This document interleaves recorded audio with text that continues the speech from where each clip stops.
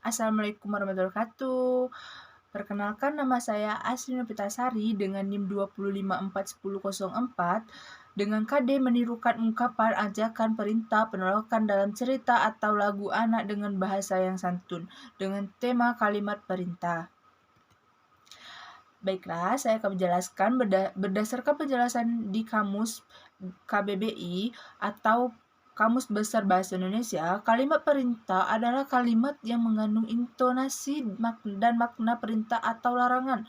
Sementara itu, dalam jurnal UDAS 15, kalimat perintah atau imperatif atau suruh merupakan kalimat yang isinya mengharapkan reaksi berupa tindakan dari orang yang diajak berbicara. Jurnal ilmu pendidik mendefinisikan kalimat imperatif sebagai kalimat yang isinya menginformasikan pesan supaya orang lain melakukan atau meninggalkan perbuatan yang diinginkan oleh penuturnya.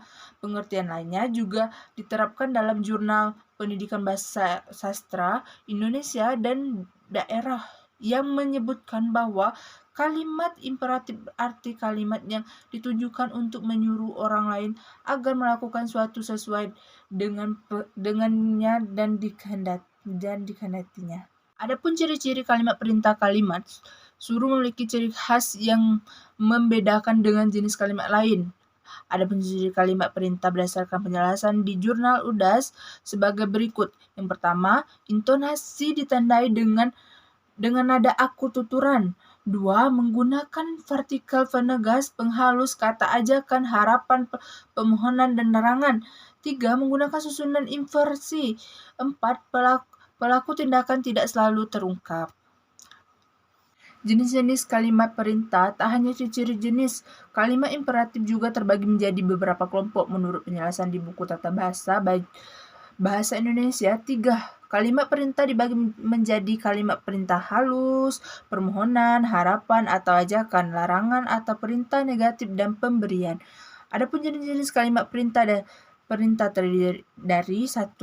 Kalimat perintah tegas. Kalimat perintah tegas merupakan kalimat yang perintah yang terbentuk dari klausa tidak lengkap, umumnya hanya terdiri atas kata kerja dasar berserta intonasi perintah. Akan tetapi ada juga yang dilengkapi dengan keterangan dan objek.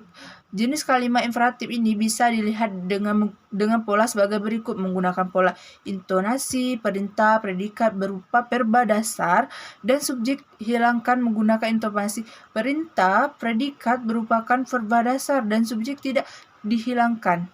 Yang kedua, kalimat perintah. Biasanya kalimat perintah ini umumnya memiliki bentuk sebuah klausa yang berpredikat verba dasar yang diberikan partikel dan meninggalkan subjek. Jenis perintah ini ditandai dengan pola sebagai berikut. 1. Predikat berupa verba dasar dengan imbulan dan dengan subjek dihilangkan. 2. Predikat merupakan verba dasar dan imbulan subjek tidak dihilangkan.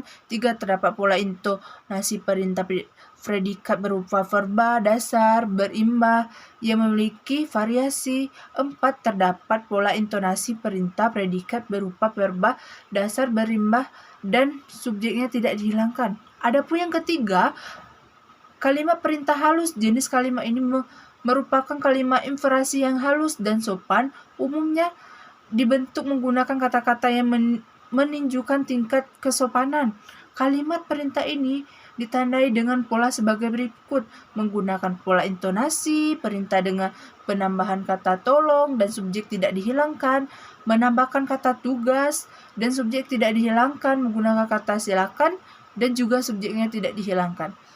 Yang keempat, kalimat perintah atau larangan. Definisi kalimat perintah larangan adalah kalimat yang isinya mengharapkan reaksi berupa tindakan atau perbuatan orang yang diajak bicara, biasanya ditandai dengan beberapa pola, antara lain menggunakan pola intonasi perintah, menambahkan kata jangan di awal kalimat, subjek dihilangkan menggunakan kata jangan di awal kalimat, dan subjek tidak dihilangkan menggunakan kata jangan di tengah kalimat, dengan subjek dihilangkan menggunakan kata tidak boleh di awal kalimat dengan subjek tidak dihilangkan.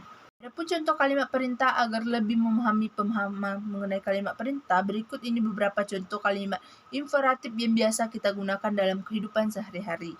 Yang pertama, jangan berisik. Yang kedua, buang sampah pada tempatnya. 3, hati-hati di jalan. 4, tolong tutup pintu itu. Dan 5, dilarang parkir di sini. Dan 6, dilarang menggunakan alat komunikasi selama ujian berlangsung. Terima kasih.